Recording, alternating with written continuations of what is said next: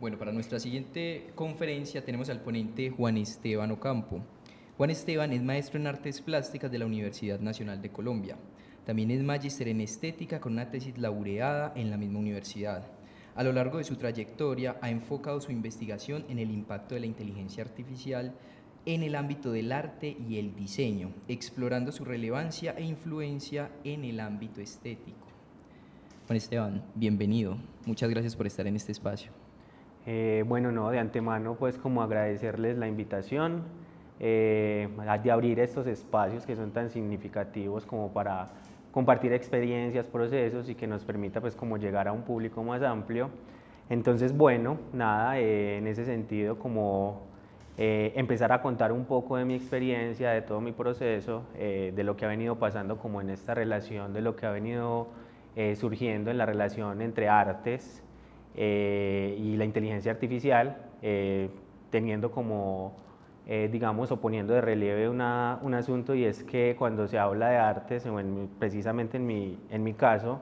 no voy a hablar específicamente de las artes visuales como el único, digamos, interés personal sobre el cual la inteligencia artificial ha venido generando ciertas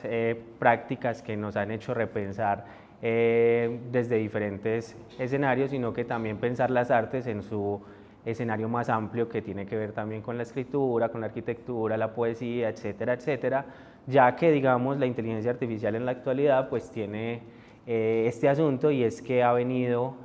trastocando muchas de las disciplinas y muchos de los escenarios actuales. Entonces, en ese sentido, me parece importante empezar como a construir una especie de antesala que me permita como dar una línea sobre la cual se han venido construyendo mis intereses y del por qué al día de hoy me vengo interesando como por este tema de inteligencia artificial en las artes. Entonces, para ello, mencionar, pues como ya en la presentación lo mencionaron, yo soy maestro en artes plásticas. Pues yo entré a estudiar artes en la Universidad Nacional con un interés, digamos, inicial que era muy desde las prácticas tradicionales, que tenía que ver con pintura, escultura, incluso si se quiere un poco de arte digital y demás. Pero luego de eso, de esa exploración, de ir indagando, de ser curioso en los procesos que venía como construyendo, me fui encontrando con ciertos, digamos, medios o ciertas tecnologías que me empezaron a ir permitiendo como ampliar un poco ese escenario de lo que es las artes. Entonces empecé a reflexionar un poco y empezar a construir como una relación con,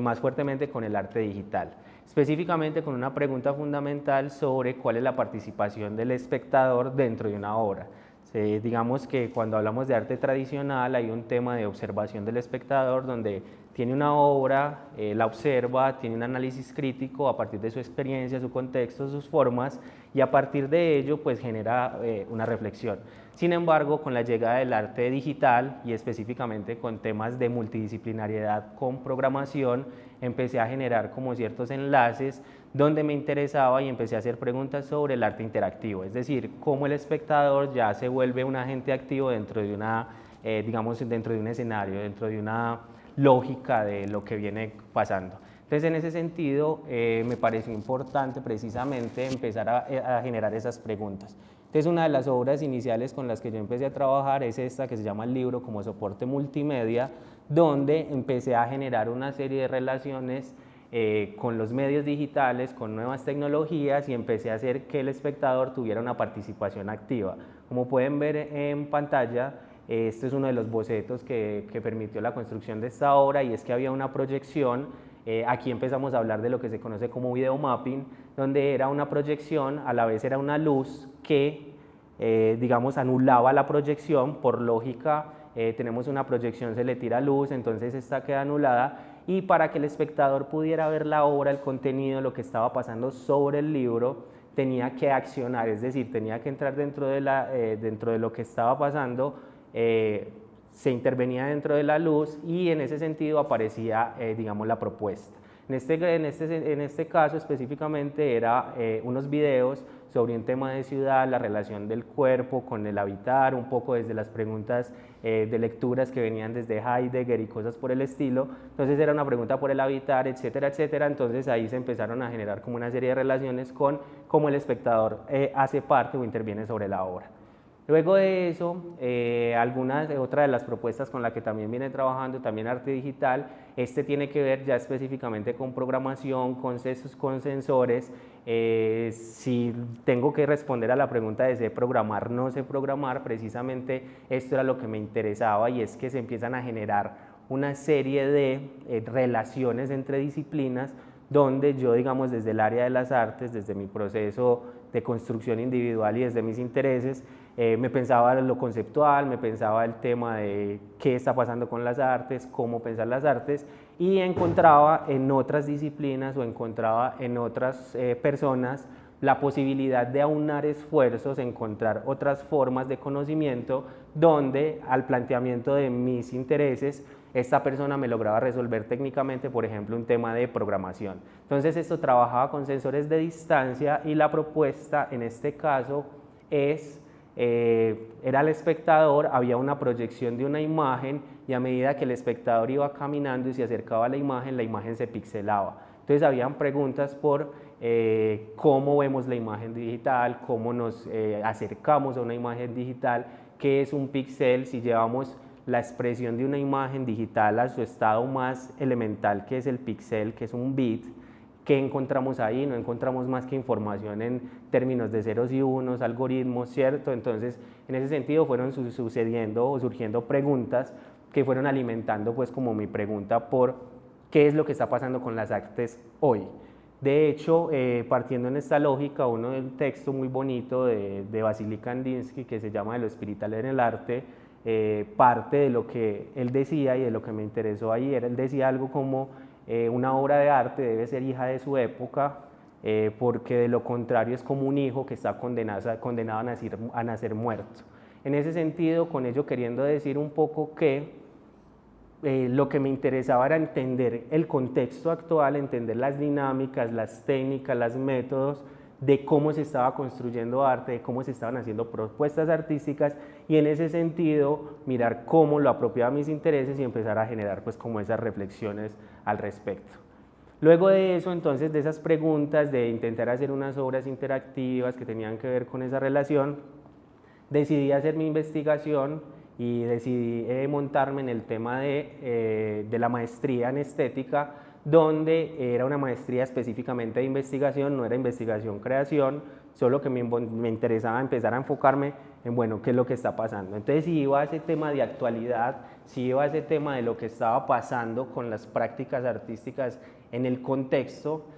sin duda llegué a la inteligencia artificial. ¿Qué pasa con la inteligencia artificial? Digamos que en la actualidad es un tema que cogió mucha relevancia, que tiene un boom muy fuerte, pues digamos que eso se dio gracias también un poco a la llegada de ChatGPT, que llegó haciendo mucho ruido en muchos escenarios. Sin embargo, esto no es algo que sea nuevo, como quizás muchos lo podamos pensar, sino que realmente la inteligencia artificial es un tema que se viene trabajando hace mucho tiempo. Específicamente en 1956, en la conferencia de Dartmouth, donde Marvin Minsky y otros científicos decidieron pensar y actuar respecto a, venga, vamos a generar un desarrollo tecnológico que busca simular procesos semejantes a la manera en cómo el ser humano piensa. Entonces, en ese sentido, se empieza a plantear la inteligencia artificial en sentidos funcionales. ¿Cómo podemos mejorar procesos sociales, culturales, a través de tecnologías como la inteligencia artificial? Sin embargo, eso que nace desde la tecnología y que se vuelve un asunto inicialmente desde lo funcional, eso va a empezar a tener como otras derivas. Y esas derivas, sin duda, van a empezar a recaer en lo que son los procesos artísticos. Entonces, en ese sentido, en mi investigación precisamente lo que hice fue como tratar de identificar cuáles eran esas prácticas, cuáles eran esos autores, cuáles eran esas personas que se venían pensando esos procesos. Y claro, me tocó hacer un barrido desde 1960 aproximadamente con las primeras obras que nacen de personas artistas plásticos e incluso también científicos, porque digamos las artes tienen una de esas virtudes, y es que muchos de los artistas en la actualidad, algunos son ingenieros físicos, ingenieros químicos, es decir, como que la pregunta por el arte o el qué hacer en el arte no va condicionada solo a quien estudia las artes, sino que desde otras disciplinas se está empezando o se preguntan por, venga, ¿cómo podemos hablar sobre el mundo que nos rodea, no necesariamente desde la ciencia, sino que también el arte hace parte fundamental de un proceso cultural? Entonces, en ese sentido, hago como un barrido, unas investigaciones, empiezo a identificar como ciertos puntos álgidos donde la inteligencia artificial llegó a proponer, llegó a cambiar la forma en cómo entendemos los procesos artísticos, es decir, llegó a dar como una serie de, digámoslo así, un giro epistemológico donde, venga, ¿cuál es el objeto de estudio sobre el cual nosotros estamos construyendo la relación con las artes? Un cambio de paradigma sobre cómo entendemos las artes. Entonces, esto que tengo de mi investigación, esto es como el contenido, el derrotero sobre el cual fui trabajando, pasé por un tema de arte y ciencia, la relación del arte con la ciencia, como personajes, por ejemplo, como, bueno, se me va el nombre de él en este momento, pero el que hizo el trabajo del conejo fluorescente que mezcla ciencia con artes y hace una propuesta que va más allá de la simple lógica de la pintura, la escultura, digamos, los medios tradicionales empiezan como a trascender un poco como este asunto. En ese sentido, me parece importante también empezar a señalar ciertas cosas. Si bien la inteligencia artificial llega como una tecnología, una herramienta que nos hace repensar un montón de procesos, recordemos que históricamente también han sucedido ciertos asuntos que ha hecho que los artistas se repiensen. La llegada de la cámara, sin duda, fue uno de esos puntos donde, claro, pues es que la cámara nace como digamos, como un avance tecnológico que llega como a aportar a los procesos tecnológicos, a los procesos científicos, pero hay personas que vieron en la cámara, en la fotografía, una posibilidad de elevarlo ya no a un estado de, digamos, de imagen científica, sino, venga, démosle una condición estética. Caso de ello es Alfred Stieglitz, que fue uno de los primeros, de hecho,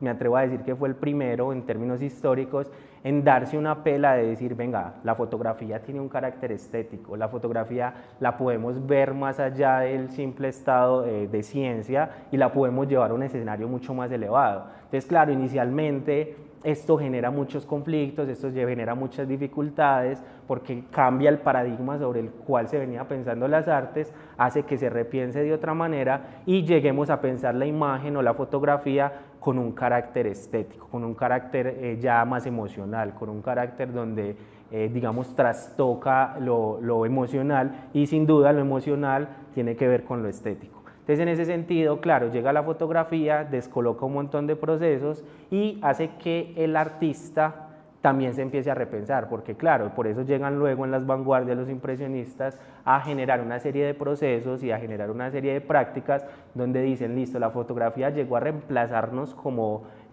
pintores de qué sé yo, de paisajes, de retratos. Venga, miremos a ver cómo la fotografía es capaz de reemplazar un gesto, cómo es capaz de reemplazar una pincelada. Entonces, claro, lo que hay ahí es un cambio que va en contra de lo que está surgiendo, pero que hace que el arte precisamente sea ese punto interesante donde llega a combatir precisamente eso que llega a combatirlo a él. Entonces, en esa medida, claro, van apareciendo una serie de artistas, en este caso aparece también como para poner un punto sobre el cual ir mostrando cosas, este manifiesto sobre el arte robótico, que fue uno de los primeros textos que se empezaron a escribir, es un manifiesto en el cual se pone sobre la mesa la pregunta por, venga, ¿qué es lo que está pasando con la tecnología, con lo robótico y cómo los robots están empezando a generar ciertas prácticas que se están empezando a considerar como propuestas de arte? Entonces, en ese sentido, claro, vuelve otra vez una lógica sobre la cual se desacomodan muchas de las prácticas artísticas porque ya le estamos dando a la máquina, a un robot, una condición particular que se supone es muy exclusiva del humano, es decir, saca al humano del centro como único productor creativo, imaginativo, etcétera, etcétera, que logra hacer arte, sino que empieza a delegar o empieza a darle la posibilidad a una máquina de que empiece a generar ciertas obras y ciertas propuestas que pueden tener un carácter estético. En ese sentido, me parece importante la imagen que está en estos momentos en la diapositiva, que es una de estas fotografías. Él es Harold Cohen, es un artista, pero que también era científico, que logró crear una máquina y esta máquina trabajaba con inteligencia artificial y esta máquina básicamente lo que se le enseñó fue un tema elemental de composición, de manejo de color, de contrastes, etcétera, y creó una serie de pinturas, pero lo interesante no era tanto la serie de pinturas que creó esta máquina, sino las preguntas que derivaron con las imágenes que salieron, porque se empezaron a hacer preguntas por quién es el creador de la obra, es decir, es el humano que programó la máquina, es el humano que le enseñó a la inteligencia artificial que le puso todo el dataset, toda la información, o es la máquina que genera el resultado. Entonces eran unas preguntas iniciales sobre, venga, ¿de quién es esa obra? ¿Quién es el autor? Y también se empiezan a generar preguntas por el tema de la autonomía en las máquinas. ¿Es posible que unas máquinas lleguen a ser autónomas al punto de no necesitar del humano como un medio para poder crear? Entonces se empieza como a crear estas cosas. Otras de esas, digamos, de esos hallazgos que logré encontrar y digamos algunas de los puntos sobre las reflexiones que llegué es empezar a decir que el arte o plantear que el arte había sufrido una serie de transformaciones y estaba ampliando de manera significativa los procesos sobre los cuales nosotros creamos. Es decir, si bien veníamos pensando la pintura, la escultura, el arte digital como métodos o medios de creación, digamos que la inteligencia artificial llega a que generemos una serie de procesos y nos repensemos dentro de las prácticas, ¿cierto? Es decir, que están generando ciertas diferencias frente a lo que venía aconteciendo. Luego de eso, aparece en el transitar de la inteligencia artificial, aparece un subcampo de la inteligencia artificial que es precisamente el que más me va a interesar a mí y con el que voy a desarrollar más mi tesis, y es un campo que se llama la creatividad computacional. La creatividad computacional se enfoca precisamente a tratar de identificar o generar unas máquinas que se enfoquen precisamente por el tema de creación de obras a partir de inteligencia artificial. Sin duda alguna, las preguntas fundamentales que salen ahí a la hora de uno empezar a reflexionar sobre este tema es la pregunta por la creatividad.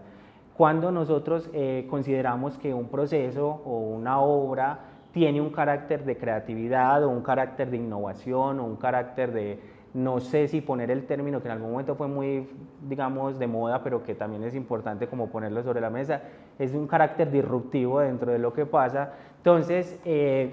aparece la creatividad computacional como esa posibilidad de empezar a crear. En ese sentido, antes de entrarme específicamente en lo que es la creatividad computacional, me parece importante hacer como una antesala sobre algo muy específico y es la importancia o la relevancia de lo que es la literatura y el cine dentro de todos estos procesos que se van gestando en la inteligencia artificial. ¿Por qué la literatura y el cine específicamente? Porque sin duda alguna, tanto dentro de la literatura como el cine, se han dado ciertos procesos donde, por ejemplo, muchos de los escritores, digamos de Isaac Asimov, por mencionar algunos, ellos ya en el 1980 y antes estaban preguntando, 1900 aproximadamente, se estaban preguntando por ciertas prácticas que venían sucediendo y cómo la literatura permite imaginar qué mundos, imaginar proyectos, imaginar formas. Entonces, digamos que una de esas obras que se vuelve insignia en algún momento es Yo Robot, que de hecho, si ustedes lo piensan, pues se popularizó con Hollywood y con la película que sacaron donde Will Smith es uno de los actores, pero esta película en particular nace desde la literatura, nace con Isaac Asimov. De hecho él es el mismo que escribe y que luego también se lleva al cine, que es El hombre bicentenario.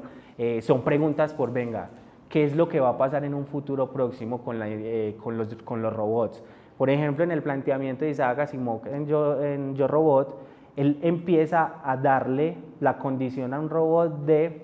que puede soñar. La pregunta por los sueños, un asunto tan, digámoslo, del humano, él ya lo estaba dando o se lo estaba atribuyendo a los robots. Un robot que tiene conciencia de sí mismo. La pregunta por el yo, de hecho el texto, Yo Robot, ese yo tiene ese carácter de subjetividad de yo como pregunta filosófica: ¿quién soy yo? ¿Qué hago acá? ¿Cómo pienso? ¿Por qué pienso? ¿Cuál es el sentido de la existencia? Preguntas que son muy filosóficas, pero que tienen un carácter que permiten precisamente luego dar o desarrollar ciertas propuestas. Entonces, claro, la cine y la literatura han permitido generar ciertas lógicas sobre las cuales vamos a entender la inteligencia artificial. Algunas muy apocalípticas en cierto sentido, pues si pensamos, qué sé yo, por ejemplo en Terminator, que es básicamente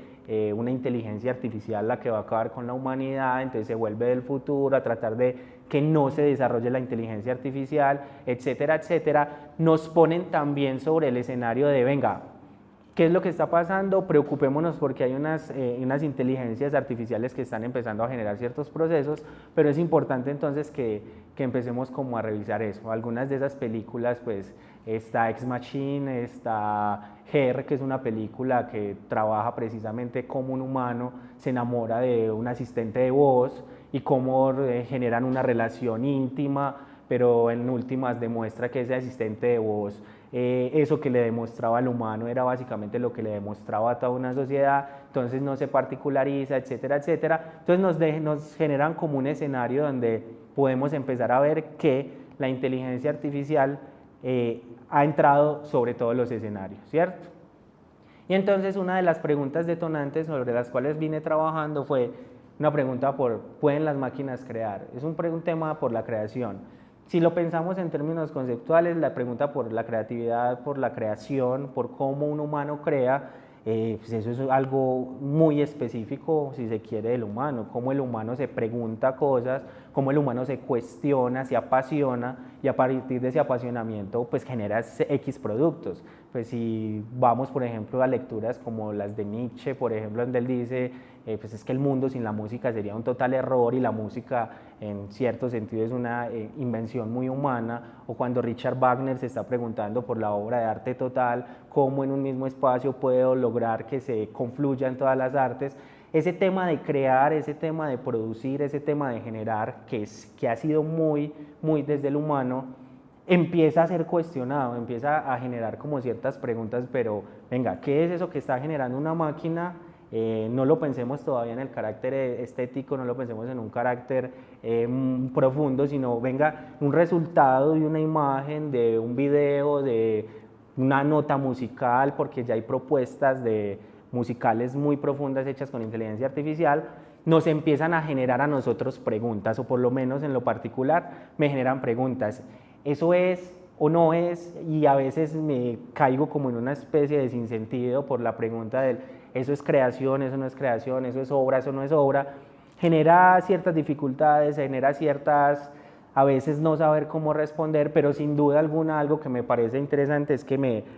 permite cuestionarme, me permite apasionarme, a veces no tener respuesta y querer mandar todo a cualquier lado, pero hay veces retomar y decir, no, pero venga, aquí están pasando cosas interesantes que es chévere revisar. Es más, cuando uno ve una obra, y si se remonta un poquito, por ejemplo, a lecturas como las de Roland Barthes, cuando habla de la muerte del autor, él va a decir algo como, venga, es que una obra sale, una obra ya una vez está hecha por el autor muere para darle paso al espectador, porque es el espectador en últimas quien termine construyendo la obra. Queriendo con esto decir que son preguntas que logran como detonarme ese interés por querer cuestionar qué es lo que está pasando. Entonces, en ese sentido también, en medio de más indagaciones, me encuentro con propuestas como Sunspring, que es el primer cortometraje de ciencia ficción creado en 2016. El diálogo, todo el diálogo y el guión fue creado específicamente por una inteligencia artificial que básicamente fue cargada con información de cortometrajes y de cine de la época, pues cuando nace el cine y años y décadas posteriores, se carga como con información de géneros, de formas de producir cortometrajes, ciencia ficción, drama, etcétera, etcétera, y al final la inteligencia artificial arroja digamos un guión, arroja unas líneas, y en últimas llega el productor, ve esas líneas y es el que le da vida en la pantalla. Con ello queriendo decir y poniendo ya también, empezar a poner uno de los conceptos que me empezaron a cuestionar y a mover, que es la pregunta por la cocreación. Es la pregunta por cómo un humano puede aunar esfuerzos con los procesos que genera una máquina para tener un resultado más allá de los procesos que normalmente haría un humano, ¿cierto? Entonces, en ese sentido, también más adelante, pues me doy cuenta que van apareciendo ciertas plataformas que van teniendo mucho revuelo, que pues aparecieron por allá a mediados del 2020, etcétera, etcétera. Entonces aparecen como los primeros pinos de esas inteligencias artificiales enfocadas en la imagen, enfocadas en producir a través de texto, que generaban unas imágenes y que precisamente el resultado de esas imágenes eran las que hacían que uno como espectador o como lector empezara como a generarse preguntas. Hubo un momento donde una de las propuestas, eso fue una construcción de Google, el proyecto Magenta. Ellos crean una inteligencia artificial donde básicamente lo que hacen es cargar la inteligencia artificial con estilos de música clásica. No recuerdo muy bien, pero creo que era Mozart, Tchaikovsky, Bach, entre los autores con los que fue cargada la inteligencia artificial. Se le pide a esta inteligencia artificial que genere una nueva melodía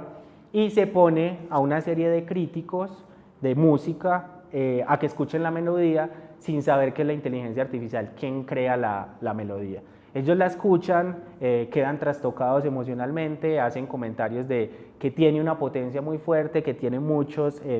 notas de Bach, que tiene muchas notas de Mozart, que hay como una combinación de estilos muy significativa,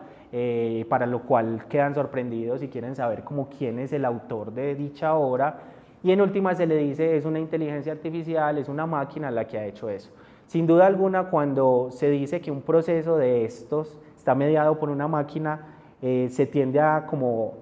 el valor estético emocional tiende como a tener una cierta pérdida respecto a ello, porque entonces fue una máquina la que lo creó, entonces eso que emocionalmente me acaba de trastocar porque pensé que era un humano, como ya sé que es una máquina, entonces ya digamos que ese valor de emocionalidad, de trastocamiento individual que me generó eso, como que pierde un poco ese carácter. Entonces era un poco también esa pregunta por cómo nosotros como observadores generamos crítica frente a lo que está existiendo, ¿cierto? Entonces aquí tenemos, por ejemplo, entonces una de esas propuestas fue Dalí. Básicamente Dalí es un acrónimo entre Salvador Dalí, que es el surrealista o vanguardista, y Wall-E, la película, generan como, de ahí sale el nombre Dalí, y esto era una propuesta no recuerdo específicamente quién fue la empresa gestora de este proyecto, pero básicamente lo que buscaba era que a través de texto y a través de algunas, digamos, conceptos y palabras, nosotros como humanos pudiéramos dar unas órdenes y esta inteligencia artificial, esta máquina generara ciertas imágenes. Entonces esto empezó a servir a diseñadores, empezaron a preguntarse, listo, yo puedo utilizar esta inteligencia artificial como un método de producción. A veces, incluso muchas de las preguntas que yo me hacía era, esto hace que nos volvamos más perezosos a la hora de investigar, a la hora de preguntarnos, a la hora de generar una buena metodología de creación, porque de alguna manera esto lo que hace es acortar ciertos procesos que uno dice, bueno, ¿y aquí qué está pasando? Entonces, claro, ¿qué es lo que empieza a generar? Esa serie de dudas. Luego de eso nos vamos a encontrar con otro de los proyectos que también tuvo una relevancia significativa, que es Deep Dream Generator, que fue un proyecto de Google, donde básicamente lo que buscaba era lo siguiente: a partir de dos imágenes, puedo, es decir, yo cogía la plataforma, montaba una imagen de una fotografía de una persona, de un animal, de una arquitectura, y montaba un estilo artístico. Cuando hablo de estilo artístico me puedo remontar, qué sé yo, al surrealismo, al cubismo, al impresionismo, al modernismo, qué sé yo, pues cualquiera de los estilos que nos permitía la plataforma, y esta como resultado generaba una imagen que era la combinación de las dos imágenes anteriores. Entonces, claro, es un asunto donde se están generando imágenes a partir de la relación de dos imágenes, nos genera una tercera, y esos resultados, entonces, claro, muchas de las personas, muchos de los artistas empezaron a crear lo que es el mercado del arte mediado por inteligencia artificial y mediado por plataformas y procesos.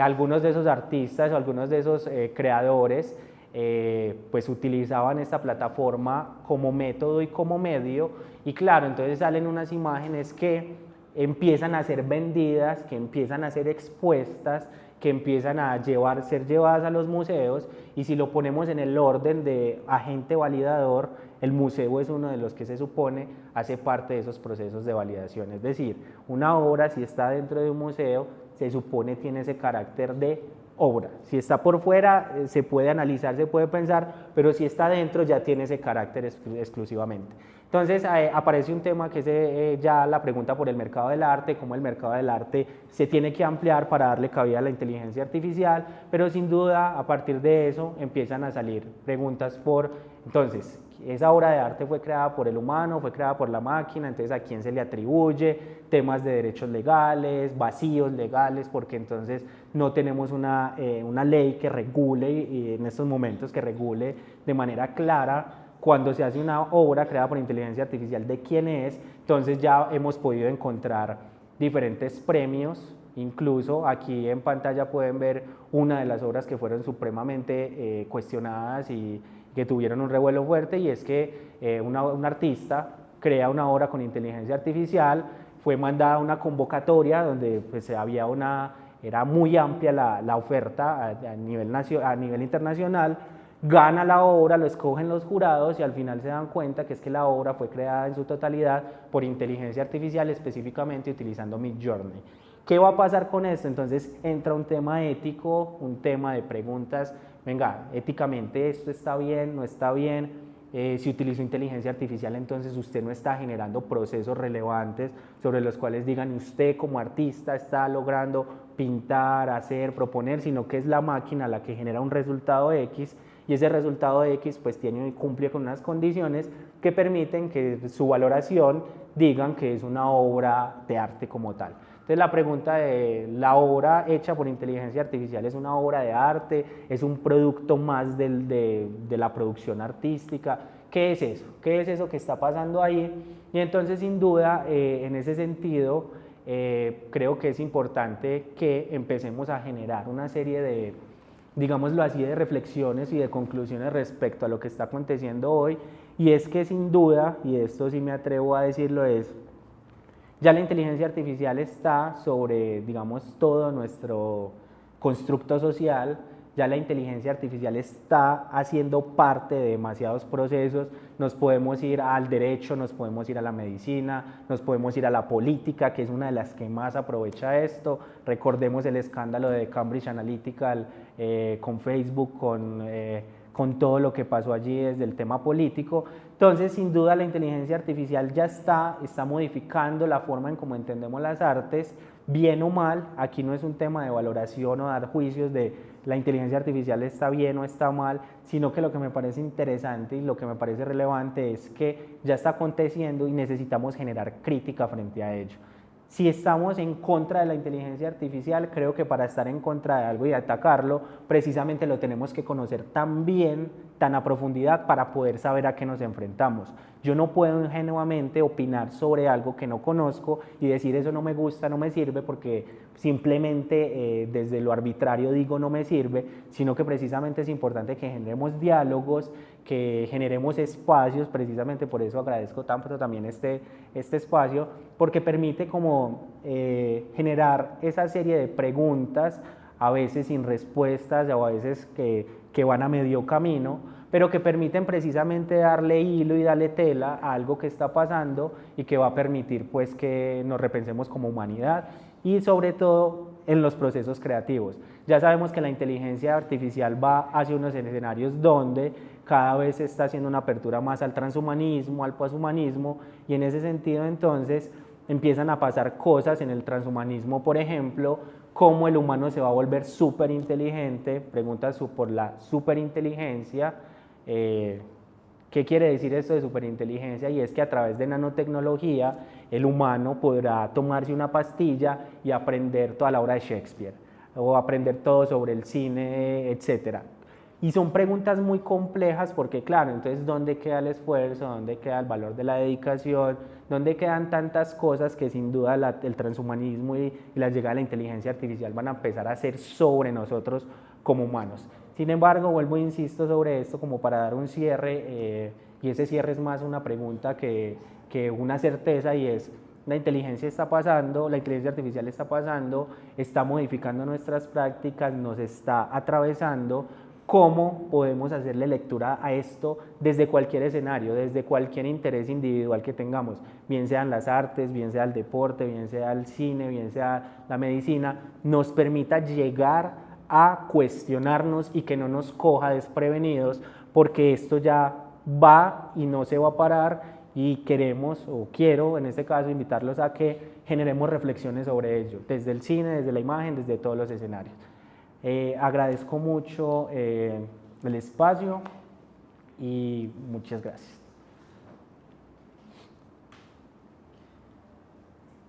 Listo, muchas gracias Juan Esteban por esta reflexión e intervención. Yo creo que todos como diseñadores o profesionales en sí, no lo enmarquemos solo en el arte y en el diseño, hemos pensado hasta qué punto va a evolucionar la tecnología y hasta qué punto se genera ese miedo de vamos a quedar inservibles respecto a esta evolución. Entonces, frente a esto se hacen unas reflexiones, unas preguntas por parte de las personas que nos estaban viendo en la transmisión. Claro. Y quiero empezar con esta pregunta porque toca directamente el cierre que hiciste de la moral y la ética que se está estructurando. Entonces, si un robot llegara a ser sintiente, sería un ser vivo. La conciencia es una de las bases más importantes del ser. Entonces, un robot, si llegara a desarrollar este sentir, ¿se consideraría un ser vivo? A ver, la pregunta sin duda tiene unas complejidades enormes, porque precisamente hablas de un tema de conciencia, que sabemos que es un asunto muy del humano. De hecho, si lo pensamos, el humano es casi que el único que tiene la capacidad de tener conciencia del yo soy. De hecho, creo que de los únicos animales que logran como este tipo de reflexiones, bueno, no de reflexiones, sino de identificaciones, es el elefante, por ejemplo, que es capaz de reconocerse en un espejo. Esa pregunta por la conciencia es demasiado compleja, porque de hecho responderla para mí mismo implica complejidades. Ahora llevarla o trasladarla al escenario de una inteligencia artificial, que de hecho la palabra o el concepto que realmente aborda esa pregunta es la singularidad tecnológica, muy abordada por Ray Kurzweil, muy abordada por Nick Bostrom. Ellos van a plantear y van a decir: venga, llegará el momento en que la singularidad tecnológica llegue al punto donde la inteligencia artificial, donde la máquina se haga preguntas por ella misma. La pregunta por yo soy un robot, yo por qué soy un robot, seré humano, lograré ser humano, que de hecho, si ustedes lo piensan, y yendo un poco al escenario de lo que les planteaba ahora con Isaac Asimov, el hombre bicentenario, básicamente el planteamiento de Isaac Asimov ahí es un robot que a través de las décadas y a través de muchos años, que ve morir a todas las personas con que esa llegada, empieza a tener conciencia de sí, empieza a sentir que ama, empieza a sentir que siente, llega al punto donde le exige a la humanidad: venga, yo necesito que me entienda como humano, porque yo siento, yo vivo, yo me enamoro y yo quiero morir como muere un humano. Entonces, en ese sentido, digamos que la pregunta es compleja, porque responderla sería muy atrevido, pero por lo menos es interesante pensar que en un futuro, y lo digo próximo, cada vez nos vamos a tener que preguntarnos por qué es ser humano, la pregunta por el ser humano. ¿Qué somos nosotros como seres humanos? Cuando los griegos se preguntaban por el yo y la pregunta por la existencia, tenía un carácter muy específico por su contexto y por su delimitación cultural. Pero ahora, bajo nuestras dinámicas, y cuando llega algo a hacernos como partícipes de preguntas, es necesario que también nosotros nos replanteemos la pregunta por el yo, la coexistencia, la pregunta por el ser, por el cómo amamos, vivimos, sentimos. Entonces es complejo, pero en ese sentido creo que hacia allá es donde se va un poco la lógica del asunto. Claro que sí. Y tomando o vinculándonos a esa pregunta anterior, ¿cómo puede tener un sentir estético la inteligencia artificial? ¿Cómo vamos a atar directamente esa categoría estética a las inteligencias artificiales? Creo que, y como se van a dar cuenta, cada una de esas preguntas, cada una va a tener su componente de complejidad inmenso, porque si lo ponemos en términos estéticos y vamos a valoraciones de la estética, cuando se acuña el concepto de estética por allá en el empirismo inglés con Baumgarten, por ejemplo, que empieza a hablar de, bueno, necesitamos hablar de un carácter estético, no queriendo decir con ello que antes no se hablara de estética, solo que el concepto como tal nace en esta época. Los griegos eran unos duros pensando precisamente en esa relación de la pregunta por lo bello y lo feo. Cuando nace la estética era una pregunta inicial sobre eso, qué es lo bello, qué es lo feo, cómo nosotros como humanos lo sentimos, lo percibimos y lo exteriorizamos. Esa estética luego fue transformándose un montón, pues pasando por las vanguardias, la idea de belleza ahí ya se rompe, simetría, armonía, proporción, eso ya no tiene la lógica igual para los griegos y para el Renacimiento. La modernidad, después de la modernidad y las vanguardias, pues la estética coge un viraje muy diferente, una basura es bella o es fea, preguntas elementales como esa, Duchamp cuando coge y encierra el aire en una botella y eso se propone como una obra de arte y con carácter estético.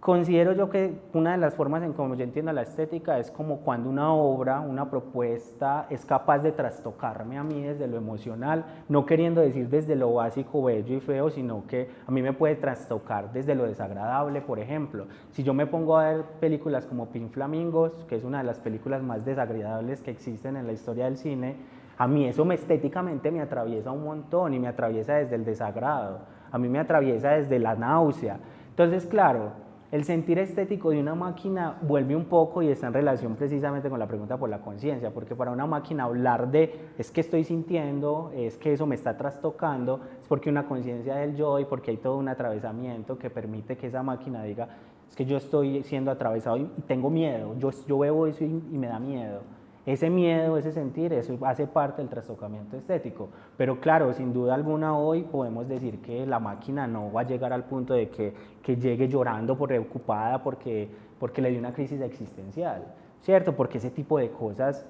no están pasando. Que vayan a pasar con la singularidad tecnológica, no sé, pero que por lo menos hacia allá se direcciona lo que va a pasar con estas inteligencias, seguramente sí. Claro que sí, entendiendo que pues puntualmente la estética, como le dijiste, tiene muchos matices, muchas categorías, entonces esa estética va directamente empatizando con mi constructo semántico, o sea, con todos los recuerdos, memorias y sentimientos que yo he guardado. Entonces pienso que cuando la inteligencia artificial comience a hacer ese almacenamiento, no solo de datos útiles para las personas que la van a utilizar, sino de elementos más del sentir, de vivir, recuerdo haber hecho esto, recuerdo que me han hecho esta pregunta, entonces ahí yo creo que se podría vincular o identificar como con esa categoría estética o con ese carácter estético.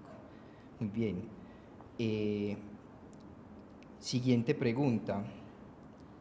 ¿Qué diferencia hay entre un trabajo realizado por una inteligencia artificial y por un diseñador frente a esa categoría estética? A ver, hablar de las diferencias entre lo uno y lo otro,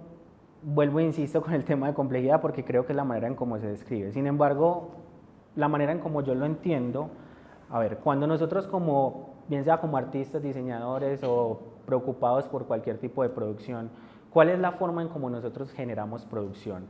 Nosotros hacemos un proceso de entendimiento cultural, tenemos un lenguaje que nos determina, pues de hecho si nos vamos a un tema filosófico, Heidegger habla de la existencia auténtica e inauténtica, donde él dice nosotros somos inyectados en una cultura que tiene unas prácticas que nosotros no elegimos, un lenguaje bajo el cual nosotros tampoco decidimos estar y nosotros digamos somos inyectados a una cultura. Luego de ser inyectados a esa cultura, somos un poco el planteamiento de Jean-Paul Sartre cuando dice un hombre es el que hace decir lo que han hecho con él. Es decir, a partir de lo que existe, y por mi pregunta por el diseño, a partir de lo que hay en el diseño, yo lo entiendo, lo evalúo, lo valoro, lo comprendo, lo analizo, y a partir de eso yo creo estilos. De una u otra forma, sea en arte o sea diseño, uno crea estilos. No es que cree estilos porque está siendo innovador, sino que uno crea estilos a partir de los estilos existentes y genera como su línea sobre la cual le interesa producir. Entonces, en ese sentido, digamos que